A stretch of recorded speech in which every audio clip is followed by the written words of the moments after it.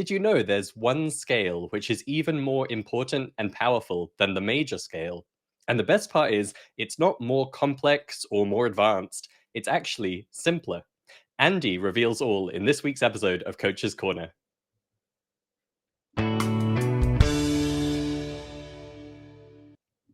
Awesome. So before I queue up the episode for us today, just a quick recap of the last couple of weeks. We're doing 3 episodes a week now, so it's been 5 episodes since I last did a recap. We had parts 3 and 4 of my conversation with David Reed from Improvise for Real, which was inspired by these really punchy quotes they had put out on Instagram. And we got together and chatted for 80 or 90 minutes about these quotes, and then we've been publishing them in parts. So parts 3 and 4, the final couple of parts, went out over the last 2 weeks. And if you missed those, I highly recommend checking them out. David dropped such wisdom and insight about what it means to improvise, what it means to be creative, where the musical instinct comes from. And I loved that conversation. And from the feedback we've been getting, a lot of you really enjoyed it too.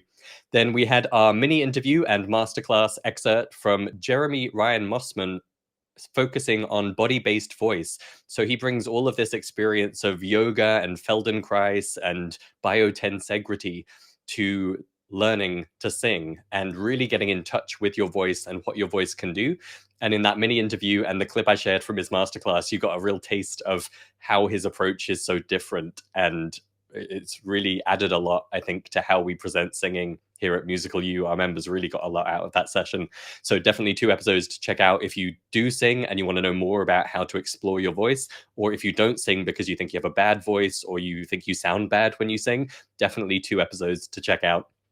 And then our last episode was an Inside the Book one. I gave you a sneak peek into the audiation chapter. Audiation meaning imagining music, hearing music in your mind. We sometimes call it the secret music practice skill here at Musical U, because it's something you can do to develop your musicality, practice your music in a really powerful way when you're not at your instrument and without even anyone knowing you're doing it. So it's a lot of fun when you get into the habit of using audiation. And in that little sneak peek from the new Musicality book, I shared the kind of benefits and implications of developing how sophisticated, how versatile, how powerful your audiation ability is. If you want to know more about the book, musicalitybook.com is the place to go. And I'll have links to all those episodes in the show notes alongside this one. So on to today's episode. It's a Coach's Corner one, where I get together with our next level coaches and them to share tidbits and insights to help you in your musical life. This time around, Zach explains how and why to take back your musical authority from the sheet music or notation where you might not even realize you're currently putting it. Andy shares the experience of pentatonic joy. So coming back to my opening, the pentatonic scale is worth going deep, deep, deep on. And we do at Musical U, our members get a lot out of it. And Andy shares some really great examples of why it's such a versatile, powerful, valuable scale to get intimately familiar with. And then Camilo reveals a surprising way to become a better sight reader. All that and more coming up in this week's episode of Coach's Corner. And I'll just throw in a reminder, as I do, to try and grab onto one little tidbit, one comment or insight or idea or new way of looking at things. Take it away and apply it in your own musical life. That's it from me. I'll see you on our next episode. And here we go with Coach's Corner. Hey, we are back with another round of Coach's Corner, where I get together with some of our next level coaches and ask them to share some kind of nugget, a tip or trick or insight or technique, something that can help you in your musical life. Today, I'm joined by coaches Andy Portis, Zach Bailey, and Camilo Suarez. Welcome, guys. Good to have you with me. Let's kick things off this time with Mr. Z Sonic. Zach, what's new in coaching lately? What can you share? Hey, Christopher. Thank you. Excited to be here. Yeah, I have a really cool insight today, I think, and it's about sheet music. I had a client who recently took back their musical authority from the sheet music. They realized that they had been looking at sheet music as this thing. They put all their authority in the sheet music. The sheet music said, you have to play all these exact notes in this exact order, at this exact tempo, this exact meter, and this exact key. And if you diverge from that even 1%, you've completely failed and you're fired. That's how they're like viewing the sheet music, as this authoritative dictator that was telling them exactly what to do. And if they didn't do exactly that thing, then they somehow didn't learn music, or I don't know what, but they realize that they're the ones that make the music. The sheet music does not make the music. They make the music. The sheet music can give you a map of maybe sounds and options that you could possibly explore, but you don't have to use it exactly the way it's written. You can take things from it. You can, instead of asking, what does this sheet music expect of me? You can ask, well, what can I do with this? You know, we're all at different levels. And when you can look at sheet music and say, well, what can I do with this? Then you can learn from it no matter how advanced it is and no matter what level that you're at, because you can extract something from there that you can play with it. You know, it's like if you go to your friend's house and they have all these toys, you might not be able to play with all the toys, but you can choose a couple toys. So maybe you just choose like the root notes of the chord from the left hand on the bass clef if you're playing the piano, and you just focus on maybe the first note of every measure, or maybe you slow it down. Maybe if you're, you know, you have some more musical understanding, you play it in different keys. You maybe just take the melody out and then make your own chord progression with it. So my client realized that, you know what, I don't have to do exactly what the sheet music says. I make the music. I can make my own decisions. I'm an adult. So I don't have to just do what people tell me all the time, you know? So I think that was really awesome to take back that inner authority and that musical authority and say, you know what, the sheet music, no matter what is printed on that sheet music, it never makes any sounds. I have to be the one that pushes buttons on an instrument or plucks strings or makes a vocal sound for there to be actual music. So the sheet music needs you. The sheet music, without you, there is no music. I think that's really cool insight that they had.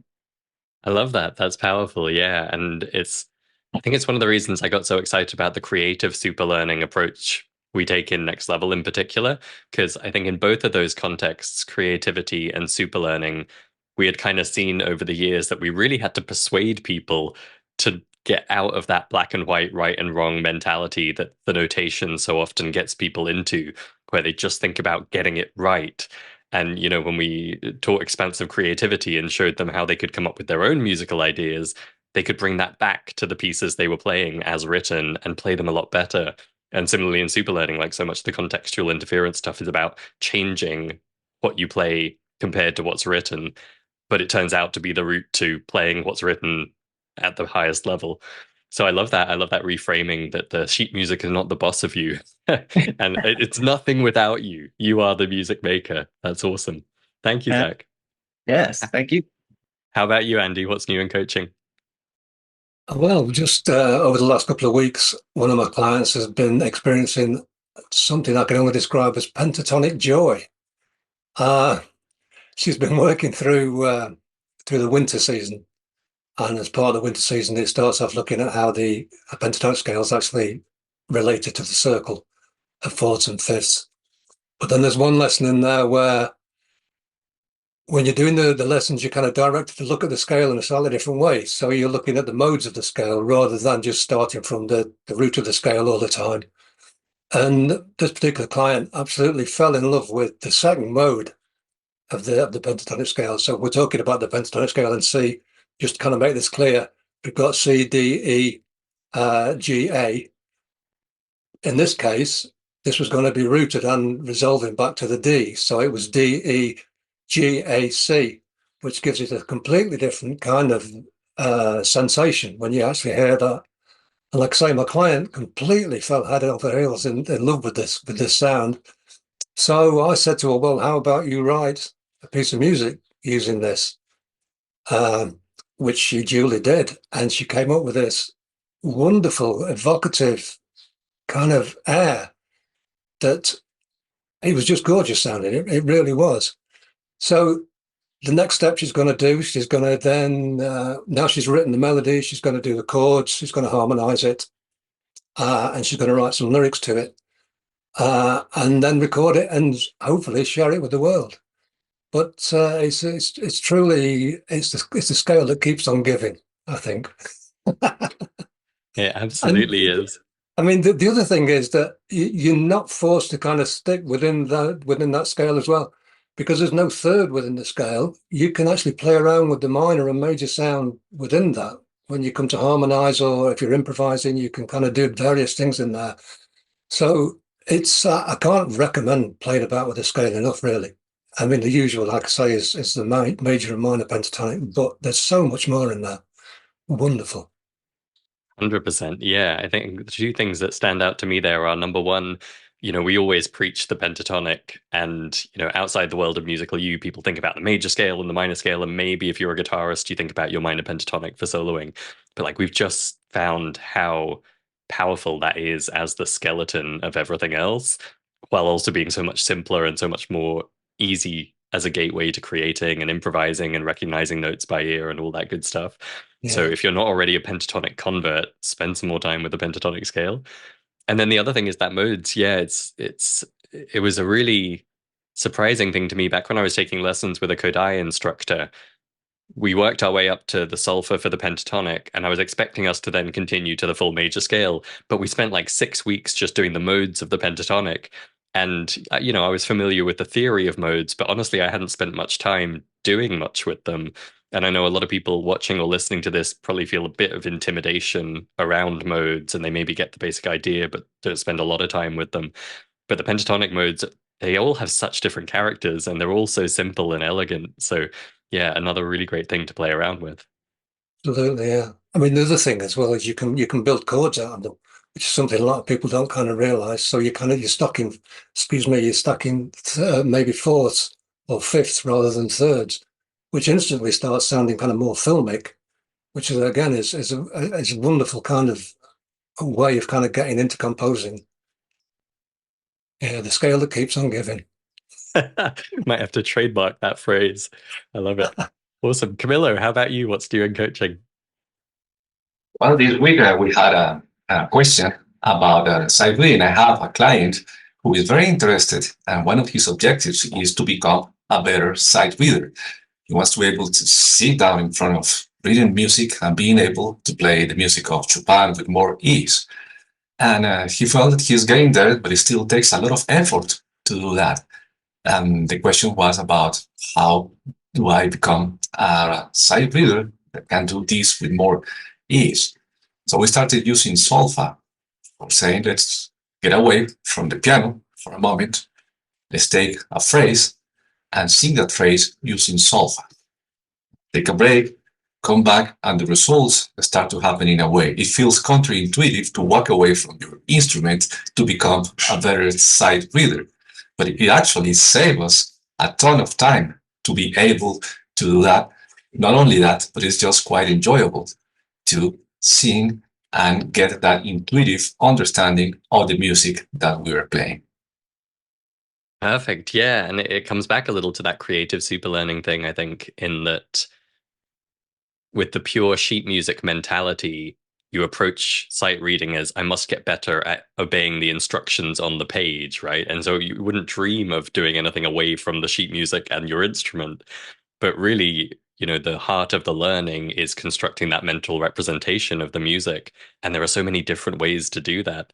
So I love that. That's a really ninja side way into sight reading more easily. Fantastic. Well, as always, you guys bring the variety, such a rich variety of ideas every session. I always look forward to these. Thank you for sharing these nuggets from recent coaching. We will see you on the next round of Coach's Corner. Cheers.